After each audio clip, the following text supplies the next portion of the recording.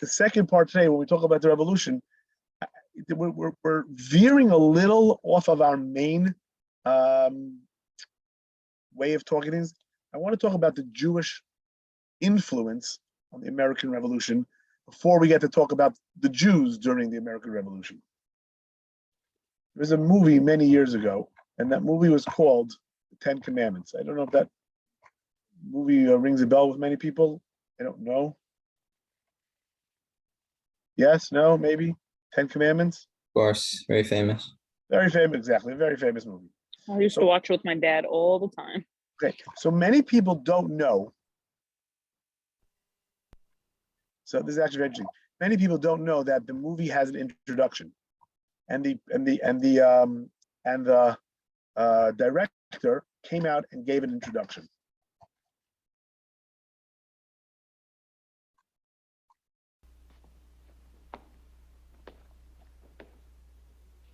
Ladies and gentlemen, young and old, this may seem an unusual procedure, speaking to you before the picture begins, but we have an unusual subject, the story of the birth of freedom, the story of Moses. As many of you know, the Holy Bible omits some 30 years of Moses' life.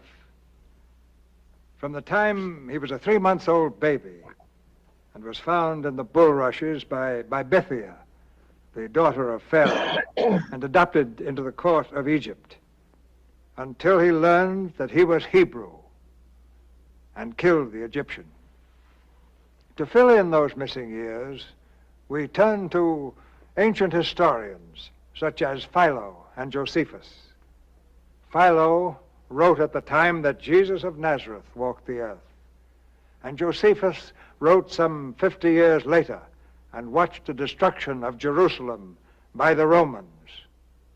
These historians had access to documents long since destroyed, or perhaps lost, like the Dead Sea Scrolls. The theme of this picture is whether men are to be ruled by God's law or whether they are to be ruled by the whims of a dictator like Ramesses. Okay? He just told you that the story of Exodus, Moses versus Pharaoh, I want to play it again, if you don't mind.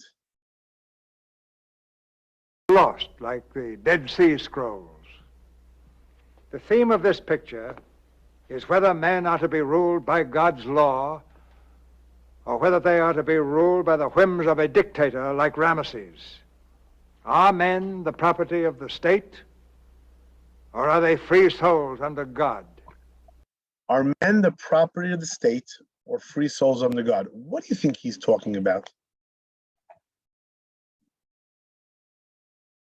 Is he really talking about the book of Exodus, the Bible? Civil rights. Say a little better, say better. Slavery. Say a little better. Well, I don't know. Again, the movie came out in the 1950s and 60s. It sounds like the Bill of Rights, the fact that we have inherent rights under God. I hear that, but that does sound like that, but actually he's referring to communism. Listen to the words again. I'm gonna play the words for you again. Picture is whether men are to be ruled by God's law or whether they are to be ruled by the whims of a dictator like Ramesses. Are men the property of the state, or are they free souls under God? Property of the state. Yeah, I understand why everyone says slavery, but property of the state means like communism, where the government, right, socialism, communism. He envisioned the story of Moses and Pharaoh, the story of Exodus, as communism versus democracy. Listen to what he did. Again, I don't know how well you know your Bible, but listen to there's a very famous scene from the movie. Here we go. You ready? Here we go. Let my people go. The slaves are mine. Their lives are mine. All that they own is mine. I do not know your God, nor will I let Israel go. Who are you to make their lives bitter in hard bondage? Men shall be ruled by law, not by ready? the will of other. Hold on. Who are you Okay, so he says, who are you? to make their lives bitter in hard bondage? Right, so when I read the book of Exodus, when I read the Bible, I know that Moses came. Am I sharing my screen? I know that Moses came and he told them, I speak in the name of God. You're not the God. He's the one God. It was Men shall be ruled by law, not by the will of other men. You know what Moses here said? Man should be ruled by law, not by the rule of other men. That's not found in any Bible. It's not. He meant says man should be ruled by God, the real God, the one God, and not by you, Pharaoh, a fake God. That's what the Bible says. But Cecil B. DeMille has an agenda. The agenda of the movie The Ten Commandments was anti-communism. So the agenda was no dictators, rule of law. Who is this God that I should let your people go? Aaron. Really, we could stop here, but I want to show you what movie special effects look like 50 years ago. So enjoy. Cast down my staff before Pharaoh, that he may see the power of God. In this you shall know that the Lord is God.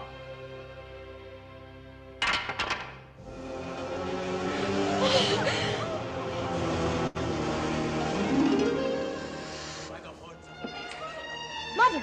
Mother! He turned his staff into a cobra. Nothing of his will harm you, my son.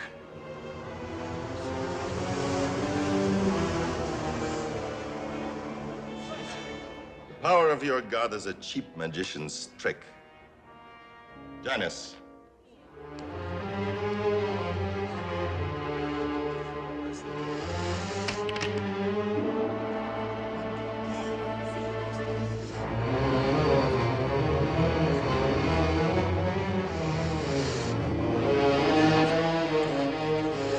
Mother, look!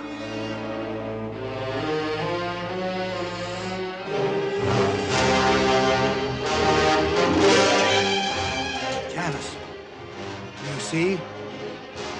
Moses' serpent swallows up the others.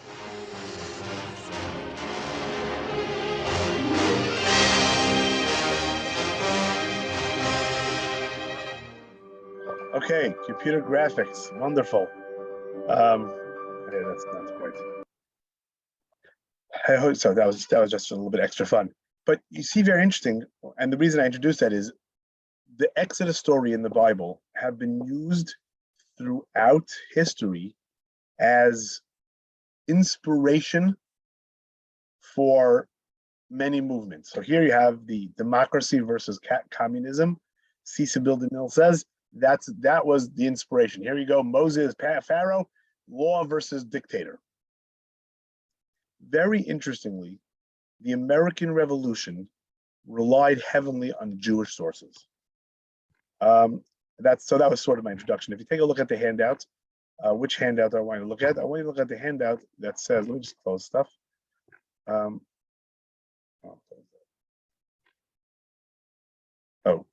Here we actually, I'm sorry, I'm going off topic a little bit. We actually have a sermon printed. It's in the handouts from Isaac Carrigal on 1773, but that's just random.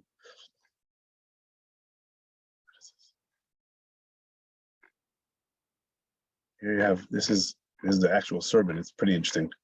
I have it copied if you're interested. Very, very interesting, but we're gonna go off, we'll get back to Thomas Paine in a second. Where do I have, what do I want to show? Here's the handout. Not this handout, this handout. Okay.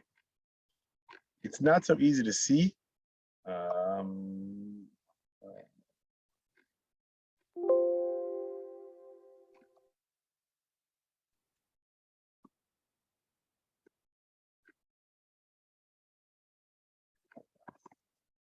Okay.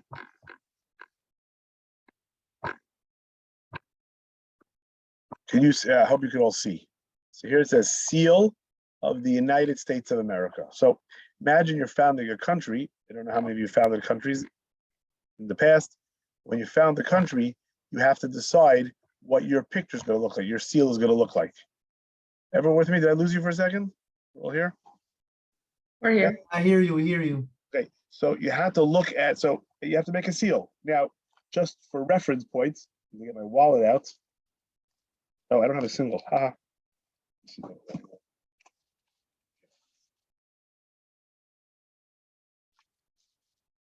So if you look at your money in the back of in your pocket, it says here, the Great Seal.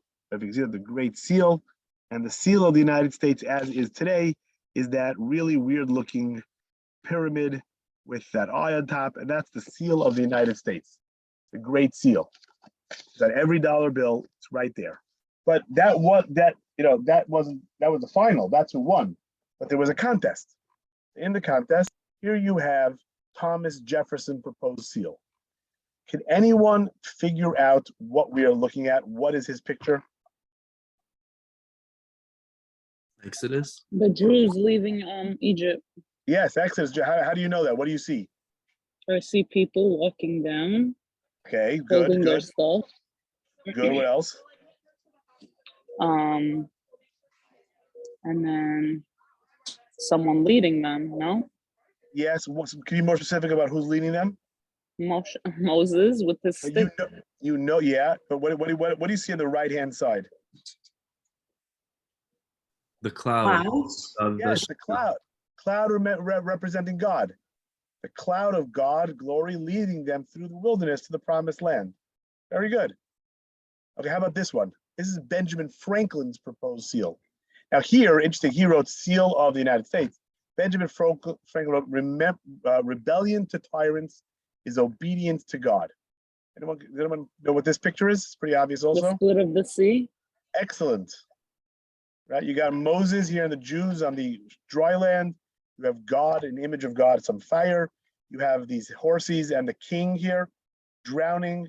And so unbelievable. Two of the most important Americans, Benjamin Franklin, Thomas Jefferson, proposed Exodus themed pictures for the seal of the United States. They viewed the revolution in those terms, the terms of literally in the terms of Exodus, right? And of course, I don't know how many of you. This is from Monty Python, so it's a little bit.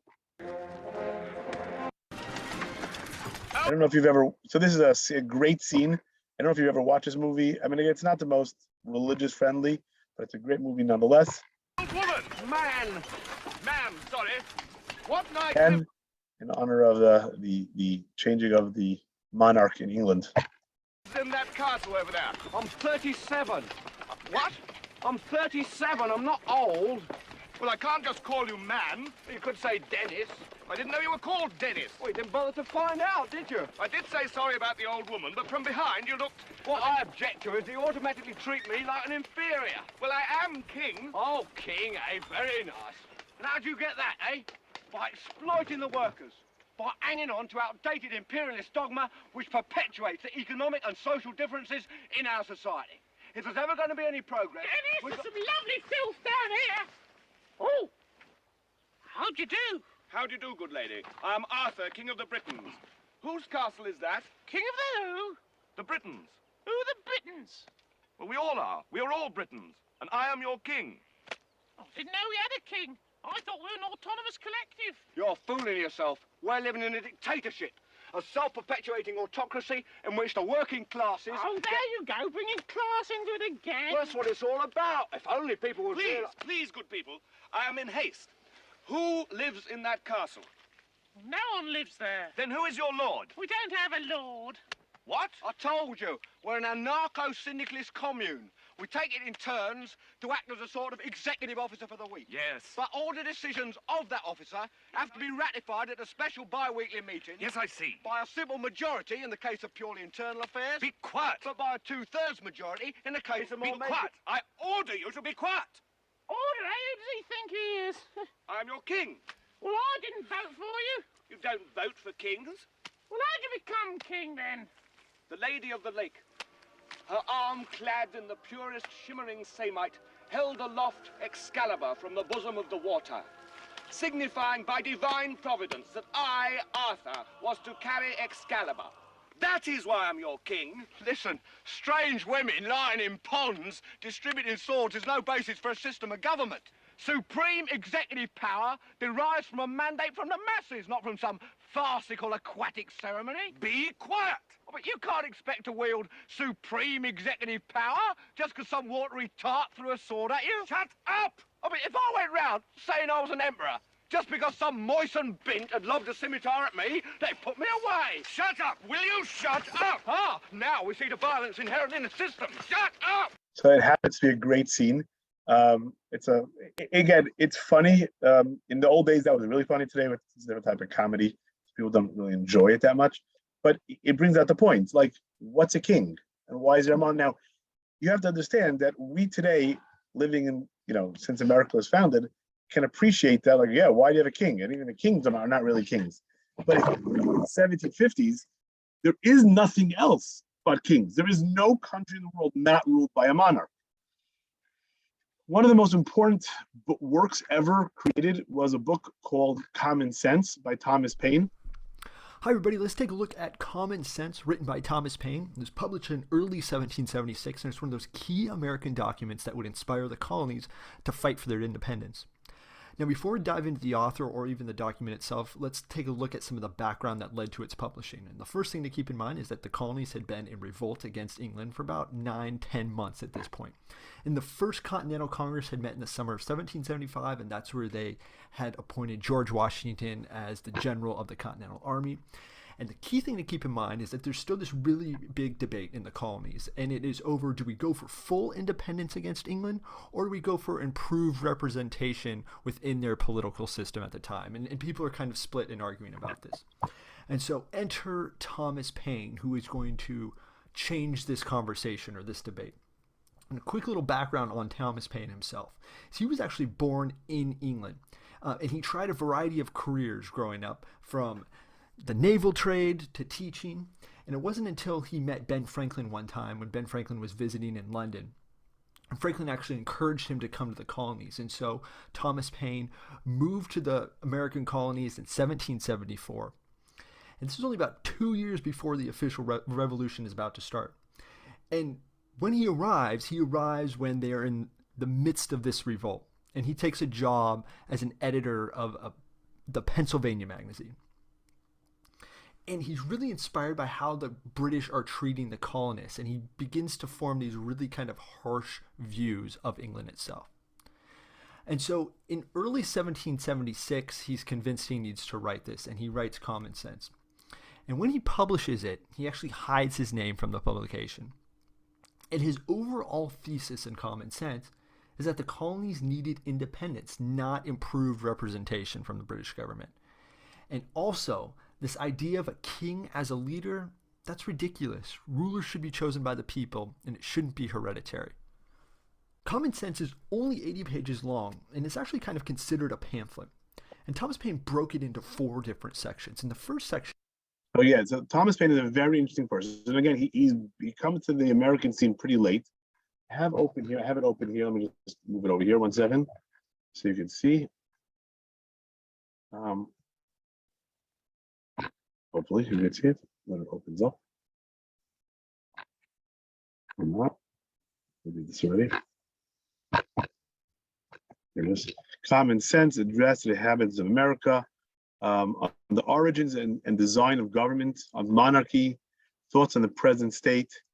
And the reason I mention this is because this book, it's not a book, pamphlet, whatever you want to call it, again, it was written in 1776, February, really pretty early. Was a very influential book. But a lot of it was, I'm just going to skip that, try to find it. A lot of it, when he spoke about the monarchy, he looked at the Bible. And again, because again, he speaks about the Jews. About 130 years after this, they fell again into the same error. They went to Samuel and they wanted a king. And he uses the Bible over and over again to show that the king is a sin. Having a king is just a sin, it's a mistake. And that's what he brings from the Bible. And what's interesting is that, I don't know if you know your Bible, but there is a problem. In the book of Deuteronomy and in the 5 books of Moses, there is a commandment to appoint a king. But when we get to the later books, especially the book of Samuel, we get to Shmuel, we get to like, no, kings are bad and we don't want a king, etc., etc. And you see here, again, you have this appeal to the Bible. To what did God want from the Jews? Here, there's another page. Nearly 3,000 years passed away from the Mosaic account of the creation till the Jews, under a national delusion, requested a king. And he goes on and on. Monarchy is ranked in the scriptures one of the sins of the Jews. And a lot of common sense was Thomas Paine trying to prove from the biblical perspective, that having a king is against what God wanted, which is interesting. So again, once again, you see how the Jews and influenced by the American Revolution. And now, just for the fun of it, there's nothing rich so fun, baby. You can trust me. I've been reading Common Sense by Thomas. Paine and made it into Hamilton, right? So it was the book, the book that inspired everyone in the colonies was definitely Thomas Paine's Common Sense. And Thomas Paine's Common Sense drew heavily on the Bible and the way the Jews dealt with the king. It's very interesting, just as an aside, Thomas himself was an atheist, didn't believe in it. And he had the very crazy end of his life when no church and cemetery in America was willing to bury him because of his atheist ideas. His body was taken to England, and then his bones got lost, and no one knows where his bones are till this day, because we don't know where he was buried. That's just for the fun of it. Professor, I believe his book was the most read book in the country's history ever as a percentage of population. That could be true. I always heard it's a debate, and again, it's hard to know because percentage-wise, you might be right. Uncle Tom's Cabin might have surpassed that when we did slavery, but definitely at that point, it was the greatest book ever. 100%, everyone read it. There were more copies printed than people alive in the colonies. Printed-wise, there were more copies printed than actual people, which is something hard to, imagine. And for the fun of it, before we take a break, once we're listening to Hamilton,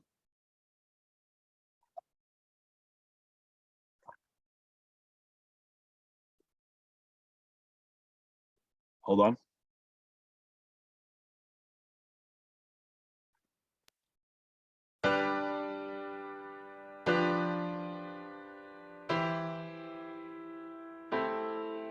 You say the price of my love is not a price that you're willing to pay. You cry in your tea, which you hurl in the sea when you see me go by. Why so sad? Remember we made an arrangement when you went away. Now you're making me mad. Remember, despite our estrangement, I'm your man. You'll be back, soon you'll see. You remember you belong to me. You'll be back, time will tell. You remember that I served you well. Oceans rise, empires fall. We have seen each other through it all. And when push comes to shove, I I will send a fully armed battalion to remind you of my love. All right. And so again, I personally believe that Hamilton, created by Lin-Manuel Miranda, is brilliant. I think everyone should, study it, not only for the music and not only for the rap, but also for the content. So here you have George Washington. I would say, King George the Third saying, "You're my people." There is no such thing as not being my people. And worse as worse, I'll send in a fully armed battalion to remind you. But listen to this. This is the second song, and this is the reason it's good is because it's the same.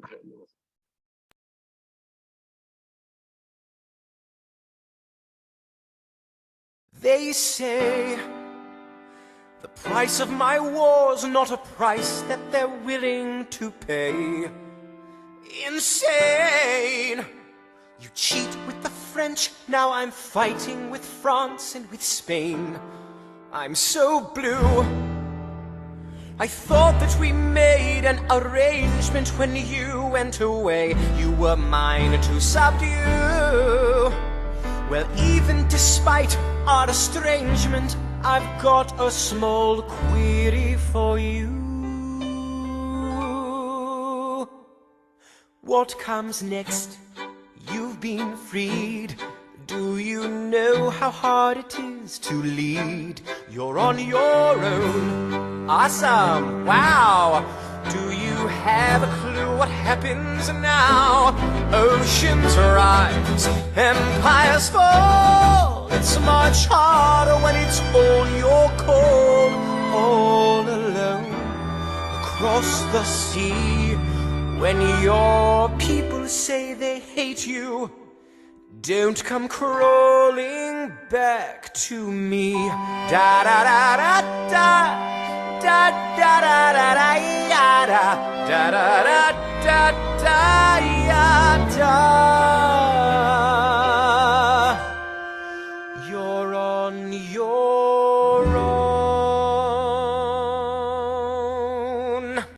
So that's a very good point. It's a very good point. And I want to point out the reason it's a good point. One more video. How many of you know the French national anthem? Anyone here French? I want you to pay attention to the words. Yeah, Eric, you French, Eric? My soft is French.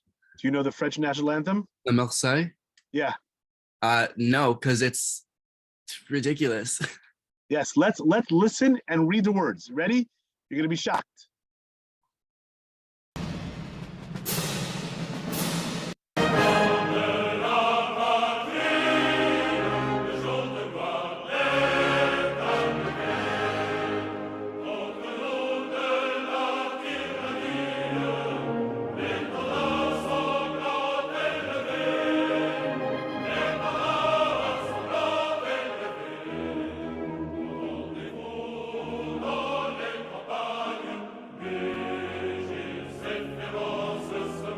Again, I want you to know how ridiculous this sounds. Like your national anthem, like in America, is we see the flag and the flag is still there, yada yada. Such an uplifting. Here's like, hear the soldiers. It's worse.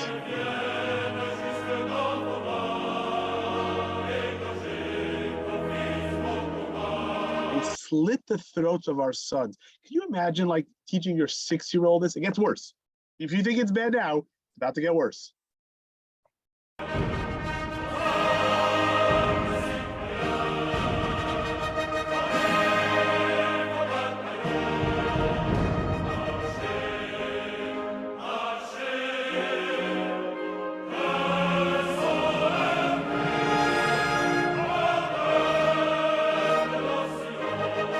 Let's read that again.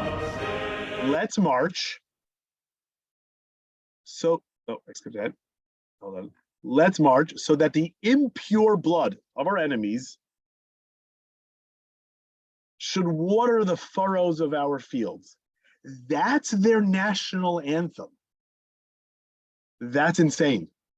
I mean, like literally insane. And what that means is, there's a point here, like how it's a great idea. There's no monarch and monarch is tyranny and we want to be free and God's law and blah, blah, blah, blah. That's what the French Revolution wanted. Then it turns into this ridiculous cycle of I kill you, you kill me, we kill, everyone's fighting with each other, and it's insane. So I just want to make a point that it's not always so simple, that this experiment to get rid of the monarchy, to follow the Bible, to view this concept of law and God is going to work out. On that note, it is 1:47. I've been drinking Coca-Cola, so I need a 5-minute break. So let's meet back here at 1.